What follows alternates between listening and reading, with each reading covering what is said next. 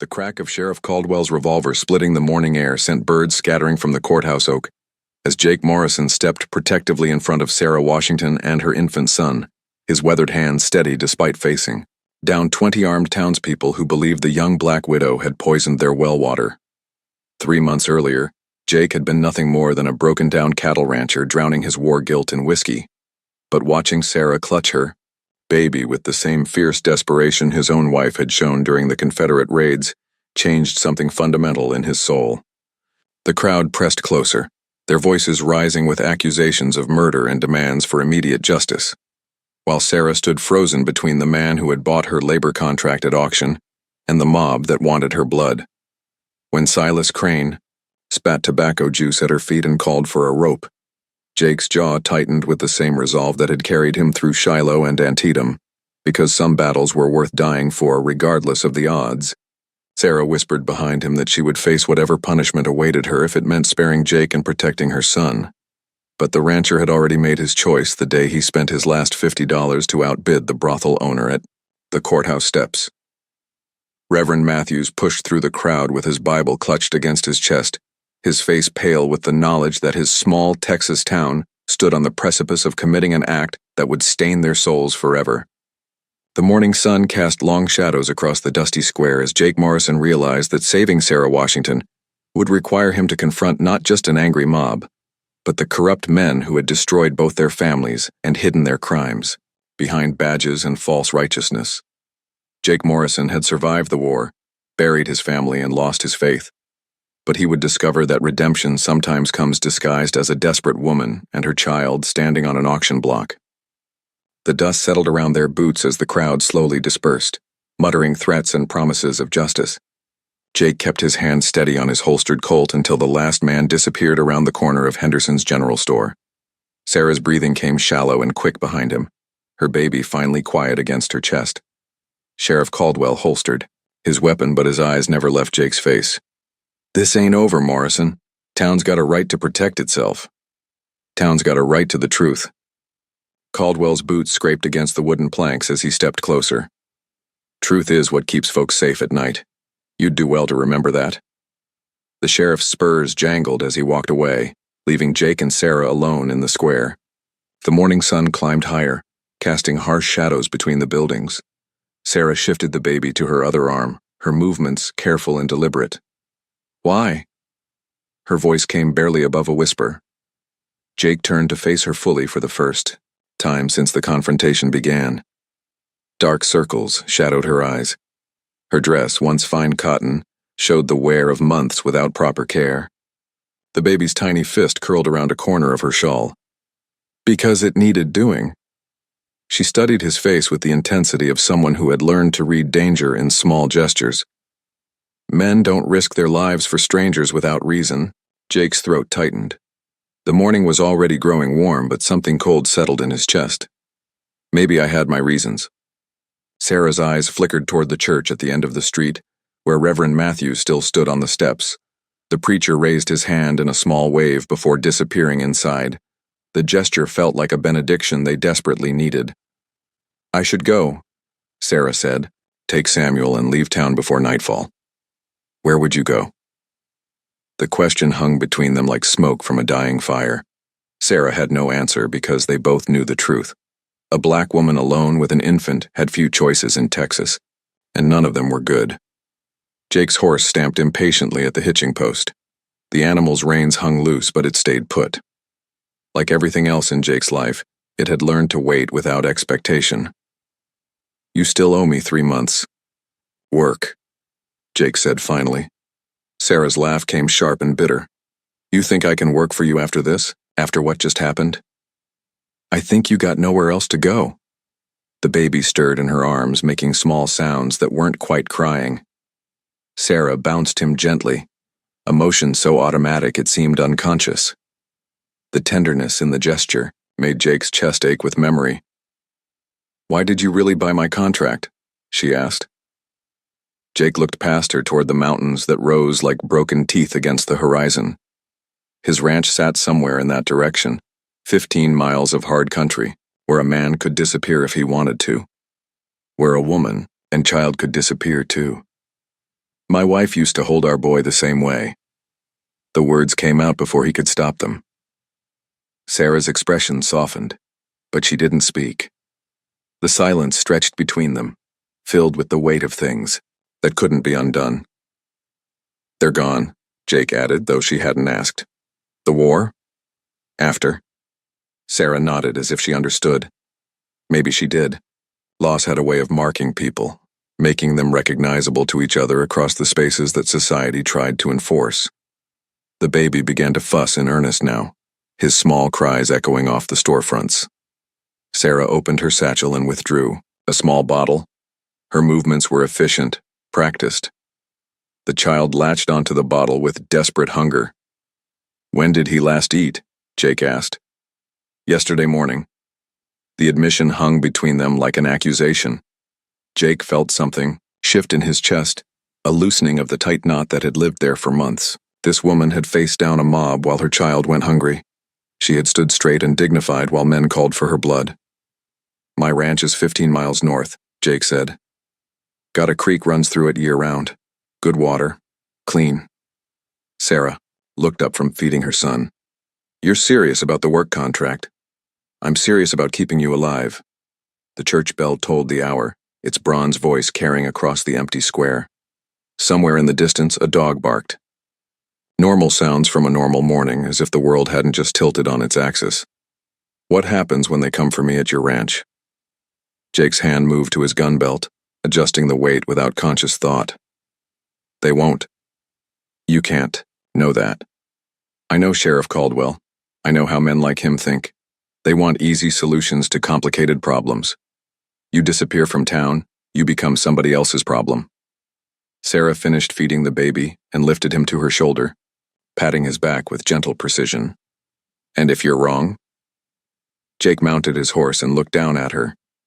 The morning light caught the exhaustion in her face, but also something else. Strength, the kind that came from surviving things that should have broken her. Then we'll face it when it comes. He extended his hand toward her. Sarah looked at it for a long moment, weighing choices that weren't really choices at all. Finally, she reached up and let him pull her onto the horse behind him. The baby settled between them, warm and quiet. As they rode out of town, Jake felt the weight of watching eyes from windows and doorways. Let them watch. Let them wonder. He had made his choice in that dusty square, and there was no taking it back now. The road north stretched ahead of them, winding through country that could hide secrets if a man knew how to keep them. Jake Morrison had learned many things in his 43 years, but keeping secrets might be the most important skill of all. The Morrison ranch squatted against the horizon like a wounded animal. Broken fence posts leaned at odd angles. The barn door hung on one hinge, creaking in the wind that never seemed to stop. Jake's horse picked its way carefully around holes, in the yard where rain had washed away the topsoil. Sarah dismounted without waiting for help. She held Samuel close as she surveyed the decay that surrounded them. Weeds grew tall around the porch steps. A window on the second floor had been boarded over with rough planks. How long since you worked the land? She asked. Jake tied his horse to a post that looked sturdy enough to hold. 2 years, maybe 3. The creek ran clear and cold behind the house, its voice the only sound that seemed alive in this place. Sarah knelt beside it and cupped water in her palm. She tasted it carefully, then nodded. Water's good. Told you it was. She walked the perimeter of the house while Jake watched from the porch. Her steps were measured, deliberate. She noted the cracked foundation stones, the missing shingles, the garden plot that had gone to seed. Samuel gurgled contentedly in her arms, the first happy sound Jake had heard from the child. You got tools? Sarah asked. Some. Seed. Might be some. Old packets in the kitchen. Sarah climbed the porch steps and pushed open the front door. The hinges protested with a shriek that made the baby startle. Inside, dust covered everything like a burial shroud. Empty bottles sat on the kitchen table beside a deck of cards scattered as if someone had walked away mid-hand. She set Samuel on a blanket in the corner and began opening cupboards. Most were empty. A few contained dishes covered in grime. One held a bottle of whiskey, half empty. Jake appeared in the doorway. There's a room upstairs you and the boy can use. Sarah looked at the bottle in her hand, then at him. When's the last time you touched this? Yesterday morning. She poured the whiskey out the window in a steady stream. The liquid caught the sunlight as it fell, amber and gold against the gray boards of the porch below. Hey now, Jake started. You want help with this place, you stay sober. Jake's jaw tightened. For a moment, Sarah thought he might reach for the bottle or order her off his land. Instead, he picked up one of the scattered cards and placed it carefully on the table. Fair enough. The first week passed in small battles against neglect. Sarah scrubbed floors while Samuel slept in a wooden crate lined with old quilts. Jake repaired fence posts with movements that grew steadier each day without liquor. They worked in parallel lines that rarely crossed, like dancers who knew the steps but had never practiced together. The second week brought the first visitors. Silas Crane rode up on a black mare that matched his temperament. He sat the horse like a man accustomed to being seen. His coat was clean despite the dust of the road. His smile showed too many teeth. Jake Morrison, he called from the yard. Heard you've been playing house. Jake emerged from the barn with a hammer in his hand. Sarah appeared on the porch, Samuel in her arms. The baby's presence seemed to make Crane's smile widen. That's a fine-looking boy, Crane said. Shame he ain't got proper care. He's got what he needs. Crane's eyes moved from Sarah to Jake and back again. Town folks are talking, wondering if you know what you got yourself into. Let them wonder. Some folks think maybe I should have won that auction. Think maybe I'd know better how to handle certain situations. Jake's grip on the hammer tightened. Auction's over. Crane touched the brim of his hat in Sarah's direction. The gesture looked polite, but felt like a threat. Ma'am, you ever get tired of playing farmhand, you know where to find me? He wheeled his horse around and rode away at an easy lope. The dust from his departure hung in the air long after the sound of hoofbeats faded. He'll be back, Sarah said. I know. That night, Jake sat on the porch while Sarah put Samuel to bed upstairs. The lamplight from the window cast her shadow on the wall as she moved around the room. When she came downstairs, she carried a worn leather Bible. Found this in the bedroom. Jake recognized it immediately. His wife's Bible, the one they'd read from every evening after supper. The pages were soft with handling, marked with pressed flowers she'd collected. She liked the Psalms, he said. Sarah opened the book carefully. The pages fell to Psalm 23, where a dried wildflower marked the place. You want me to read? Jake nodded. Her voice was soft in the darkness, the familiar words carrying across the years like echoes of better times. When she finished, the silence between them felt different, less guarded. You know letters pretty well, Jake said. My mother taught me. Before the war. Could you teach someone else? Sarah looked at him in the lamplight. His face was half in shadow, but she could see something vulnerable in his expression. You want to learn proper? Might be useful. The next morning, Sarah found Jake at the kitchen table with the Bible open in front of him. His finger traced the words slowly, his lips moving silently. She set a cup of coffee beside him and sat down. Try this verse, she said, pointing to a passage. Jake struggled through the words, stopping and starting. Sarah's corrections were gentle but firm. When he finished, she nodded approval. Better. Over the following days, their morning lessons became routine. Jake learned to sound out words while Sarah balanced the ranch's long-neglected books. The numbers told a story of slow decline, but not beyond hope. You could run cattle on the south pasture, Sarah said one evening. Fence needs repair, but the grass is good. Takes money to buy cattle. Takes money to buy seed too, but look. She showed him the ledger where she'd calculated the cost of basic repairs against potential income. Her handwriting was careful and clear, each figure precisely placed. You did all this? Numbers don't lie. Land like this, with water, it wants to produce. Jake studied the pages. For the first time in years, the future looked like something other than slow surrender. Sheriff Caldwell arrived on a Thursday morning while Jake was splitting wood. He came alone, which seemed like a good sign until Sarah saw his face. Morrison, need to talk. Jake set down his axe. About what? About keeping the peace. Folks in town are getting restless. Sarah stepped onto the porch with Samuel. Caldwell's eyes fixed on the baby with an intensity that made her skin crawl. "Cute child," Caldwell said. "Be a shame if anything happened to him." The words hung in the air like gun smoke. Jake's hand moved toward his gun belt. "That a threat, Sheriff?" "That's friendly advice. Sometimes the best way to protect something precious is to keep it far away from trouble." Caldwell tipped his hat and rode away, but his message was clear. The fragile piece they'd built was balanced on a knife's edge, and someone was already testing how sharp it was. Samuel's fever broke on the same night Sarah's secrets finally surfaced. The baby had been burning with sickness for 3 days, his small body racked with chills that nothing seemed to touch. Sarah barely slept, walking the floor with him while Jake boiled water and fetched clean cloths. When the fever finally passed, Sarah collapsed into the kitchen chair and wept. Not the quiet tears Jake had seen before, but deep sobs that seemed to come from somewhere beyond exhaustion. "He's going to be fine," Jake said. Sarah looked up at him with eyes red from crying and sleepless nights. "You don't understand. They always get sick first." "Who gets sick first?" The question hung between them like smoke from a dying fire. Sarah wiped her face with the back of her hand and stared out the window toward the creek. Dawn was breaking, over the mountains, painting the sky the color of old blood. The children, before their parents die. Jake set down the cloth he'd been holding. Something cold settled in his stomach. "Sarah, what happened to your husband?" She was quiet for so long Jake thought she might not answer. Samuel slept peacefully, in his crate, his breathing finally steady and calm. The morning birds began their songs outside the window.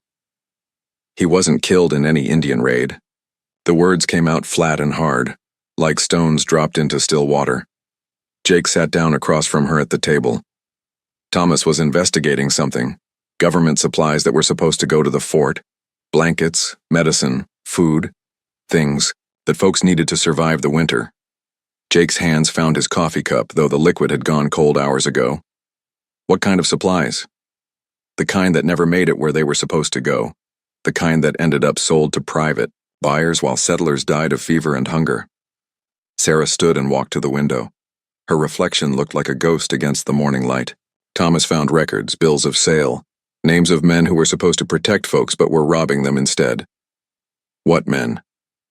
Sarah turned to face him. "Sheriff Caldwell, 3 others from town, and someone higher up the chain. Someone with real authority." Jake felt the world shift beneath him like unstable ground. "You got proof?" Sarah walked to the corner where she kept her few possessions. She reached into the bottom of her satchel and withdrew a leather portfolio wrapped in oiled cloth. Her hands shook as she untied the strings. "Thomas hid these with me the night before he died. Said if anything happened to him I should take them to the territorial governor."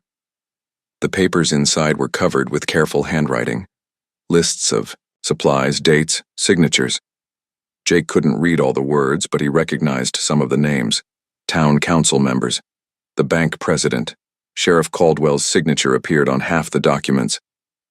"How long you been carrying these?" 8 months. Jake stared at the papers spread across his kitchen table. "Why didn't you take them to the governor?" Sarah's laugh came bitter and sharp. "Take them how? A black woman traveling alone with a baby? How far you think I'd get before Caldwell's friends caught up with me?" The truth of it hit Jake like a physical blow. She'd been trapped from the moment Thomas died, carrying evidence that could hang men but unable to use it without signing her own death warrant. "There's more," Sarah said quietly. Jake looked up from the papers. Sarah's face had gone pale in the morning light. "Samuel's been sick because the water here is bad, not the creek water, the well water in town. Someone's been poisoning it slow, making folks sick so they'll buy medicine from the same men who stole their supplies. That's not possible. Look at the dates. Every time there's a big shipment of medicine that goes missing, folks in town start getting sick 2 weeks later. Always the children first, then the old folks." Jake studied the papers again. The pattern was there once you knew how to look for it. Supply theft followed by mysterious illness followed by desperate families paying high prices for medicine that should have been free. They're killing people for profit. and blaming it on bad luck or God's will. Jake pushed back from the table and walked to the window. The creek ran clear and bright in the morning sun, but now he could see the shadow underneath its beauty. If Sarah was right, the whole town was being slowly murdered by the men sworn to protect it. We have to take this to someone. Who? Caldwell's the law. The town council's in his pocket. Who's going to believe us? Jake turned to face her. The territorial governor, like your husband planned. I told you I can't travel alone. You won't be alone. Sarah stared at him. You'd do that? Risk everything on the word of a woman you bought at auction? I'd do it because it's right. For the first time since he'd known her, Sarah smiled, not the careful, guarded expression she usually wore, but something real and warm. There's something else you need to know, Jake said, about why I believe you. He walked to his desk and pulled out a letter yellowed with age. The paper cracked as he unfolded it. My brother David wrote this a week before he died. Said he'd found something wrong with the supply shipments coming through his section. Said he was going to report it to his captain. Sarah took the letter and read it carefully. When did he die? 3 years ago. Supposed to be a Confederate. Raid on his patrol. But the timing never made sense. War was almost over. Why would rebels risk men for a supply train in the middle of nowhere? Because it wasn't rebels. The words hung between them like a revelation and a curse. Jake had suspected for years that something about David's death didn't add up, but he'd buried his doubts under whiskey and grief. They killed my brother. They killed your husband. How many others? Sarah folded the letter carefully and handed it back to him. Enough to make themselves rich. Outside, a rider approached through the morning mist. Jake recognized Sheriff Caldwell's silhouette before the man's face became clear. The sheriff sat his horse like a man who owned the world and everything in it. Looks like we're about to find out how much time we have left, Jake said. Sarah gathered the papers quickly and wrapped them back in their oiled cloth. He knows something. He wouldn't come here this early unless something had changed. Caldwell dismounted and walked to the porch with the casual confidence of a man who expected doors to open before him. Jake met him on the front steps. Sheriff, early for a social call. Ain't social, Morrison. Got reports of contaminated water out this way.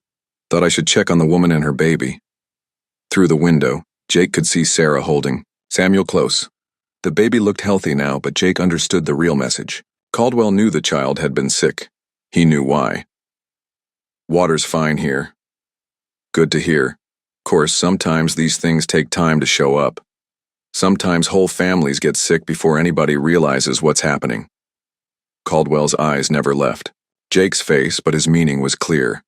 The illness could come back any time Caldwell wanted it to. We'll keep that in mind. You do that. And Morrison. Might be wise to send that woman and her boy somewhere safer. Town's getting restless about having her so close. For her own protection, you understand. Caldwell mounted his horse and rode away without waiting for an answer. Jake watched until the dust settled, then went back inside where Sarah waited, with the portfolio clutched against her chest. They both knew their time was up. The town meeting was supposed to start at 7. By 6:30, the street outside the courthouse was packed with bodies that moved like storm clouds gathering before a twister. Jake tied his horse to the rail and helped Sarah down with Samuel in her arms. The baby slept despite the noise, his small face peaceful against his mother's shoulder. Reverend Matthews appeared at Jake's elbow. You sure about this? Sure enough. The preacher's hands shook as he adjusted his collar. Caldwell's got half the town believing she poisoned the well. Other half's ready to listen, but they're scared. Sarah looked at the crowd pressing toward the courthouse doors. Men she'd seen in passing over the months now stared at her with open hostility. Women whispered behind their hands and pulled their children closer. Maybe I should go, she said quietly. Jake's hand found the small of her back. We go together. Inside, the courthouse was thick with tobacco smoke and sweaty bodies. Oil lamps cast dancing shadows on the walls. Sheriff Caldwell stood at the front of the room beside a table covered with glass vials and official-looking papers. Ladies and gentlemen, Caldwell began, his voice carrying easily over the crowd. We got ourselves a situation. The room fell silent, except for crying babies and shuffling feet. Caldwell held up one of the vials. The liquid inside was dark and murky. This here's water from the Morrison Ranch well. Had it tested by a specialist in Austin. Jake felt Sarah stiffen beside him. The lie was smooth and confident, delivered, with the authority of a badge and years of trust. Results show contamination. Poison that's been making our children sick. A woman near the front stood up. My little girl's been fevering for days. Doctor can't figure why. Because someone's been putting things in our water that don't belong there, Caldwell said. His eyes found Sarah in the crowd. Someone who knows about herbs and potions. Someone who might have reason to want revenge on decent folks. The crowd began to murmur. Jake heard his name mixed with Sarah's, heard accusations building like thunder in the distance. Now hold on, called a voice from the back. It was Henderson from the general store. Morrison's been trading with me for years. He ain't never caused trouble. Morrison ain't the problem, Caldwell said. Problem is who he's harboring, who he's letting have access to our water supply. A man Jake didn't recognize stood up. What you proposing we do about it? I'm proposing we handle this legal and proper. Arrest the woman for questioning. Keep her somewhere safe while we sort out the truth. Sarah's grip on Samuel tightened. Jake knew what Caldwell's version of safe questioning would look like. He also knew this was the moment they'd been building toward since that first day in the town square. Jake stood up. The room's attention shifted to him like iron filings drawn to a magnet. Sheriff's right about poison in the water, he said. Just wrong about who's doing the poisoning. Caldwell's face went still. Morrison, you don't know what you're talking about. I know about government supplies that never made it to the fort. I know about medicine that got sold to private buyers while folks died of fever. Jake pulled out the portfolio Sarah had carried for 8 months. The leather was worn smooth from handling, but the papers inside were crisp and clear. I got bills of sale, shipping manifests, names and dates going back 3 years. The crowd stirred uneasily. Jake saw confusion replacing anger on some faces. That's nonsense, Caldwell said, but his voice had lost its confident edge. Sarah stepped forward. Samuel was awake now, looking around the room with wide eyes that seemed to take in everything. My husband was killed for finding these papers, she said. Her voice was quiet, but it carried in the sudden silence. Thomas Washington, Buffalo soldier, 10th Cavalry, shot down like a dog because he wouldn't let children die for profit. Now, see here, began the bank president, but Jake cut him off. Your name's on half these documents, Miller. Want me to read them out loud? Miller sat down quickly. His face had gone the color of old paper. Reverend Matthews stood up. Let him read them. Jake opened the first document. His reading was slow but clear, each word weighted with months of patient lessons at Sarah's side. Bill of sale, 50 crates medical supplies. Intended destination, Fort Crawford. Actual destination, Miller's Pharmacy. Signed by Sheriff Robert Caldwell. The crowd erupted. Voices rose in anger and confusion. Some people pushed toward the doors while others demanded to hear more. That's a forgery, Caldwell shouted over the noise. Here's another one, Jake said. And another. Dozens of them. All signed by men this town trusted. A woman near the front began to cry. My husband died last winter. Couldn't afford medicine for his pneumonia. Medicine that should have been free, Sarah said. Medicine your tax dollars already paid for. Caldwell's hand moved toward his gun. The gesture was small, but Jake caught it. He shifted his weight, ready to draw if necessary. You got any proof this woman didn't poison our water? Caldwell demanded. I got proof who did poison it, Jake said. He pulled out his brother's letter. The paper was fragile with age, but David's handwriting was still legible. My brother David Morrison, killed 3 years ago investigating the same supply thefts. Wrote this letter a week before he died. Jake read his brother's words aloud. The details matched perfectly with Sarah's documents. Supply routes, dates, suspicious deaths that followed too closely after investigations began. The courthouse had gone completely quiet, except for the sound of Sarah's baby making small noises against her shoulder. "They killed my brother," Jake said. "They killed her husband. They've been killing this town slow for years and blaming God or bad luck." Caldwell drew his gun. The movement was fast and practiced, but not fast enough. Jake's Colt cleared leather. First, the two men faced each other across 20 feet of charged air while the crowd scrambled for cover. "Put it down, Sheriff," Jake said. "You're harboring a murderer. I'm protecting an innocent woman. She poisoned our children. You poisoned our children." The accusation hung between them like smoke from a funeral pyre. In the silence that followed, Jake heard Sarah's steady breathing behind him, heard Samuel's contented gurgling, heard his own heart beating against his ribs. "Prove it," Caldwell said. Sarah stepped forward with Samuel in her arms. "The water at Jake's ranch comes from a clean creek. The poison's in the town well. Check the mine runoff upstream. Check who owns that mine." Miller tried to stand up and leave, but Henderson blocked his path. "Going somewhere, Miller?" The pieces fell together like dominoes in the crowd's mind. The mine upstream, the contaminated town water, the medicine shortage that followed every outbreak of sickness. Caldwell's gun wavered. "This is all speculation." "Then let's test it," called Dr. Peterson from the middle of the crowd. "Take water, samples from the creek, from the mine, from the town well.